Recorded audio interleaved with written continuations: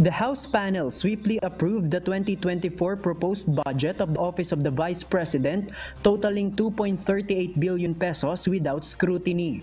During the budget deliberation in the House Committee on Appropriations earlier today, lawmakers swiftly okayed the briefing in a short period of time.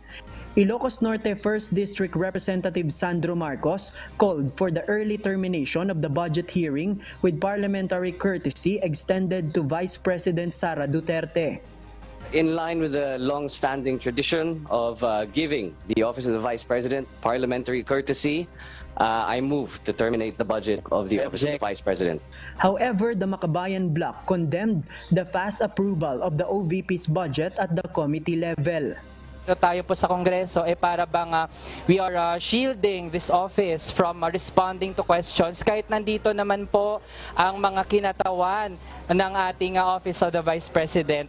Kinukundina sa mataas na antas yung ginawa sa Committee on Appropriation, yung pagbubusal sa Makabayan Bloc. Kaugnay doon sa pagtatanong natin sana, interpellation sana natin doon sa confidential fund na hindi naman confidential fund. The Makabayan Bloc was supposed to inquire about the 125 million peso controversial fund spent in 2022, which was not part of the General Appropriations Act.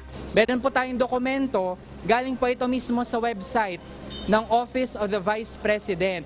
Patunay po ito na sa loob lamang ng 19 days ay nagamit di umano ang 125 million pesos. Tingin ko hindi ready ang Office of the Vice President para ipaliwanag sa taong bayan saan niya ginastos itong 125 million na ito. Kailangan niya ito ipaliwanag. Hindi ito secret-secret.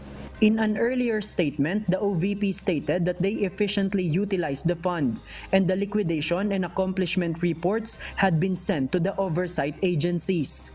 The budget hearing for the OVP lasted only 15 minutes, almost the same duration as last year. JP Nunez, UNTV, News and Rescue. We serve the people, we give glory to God.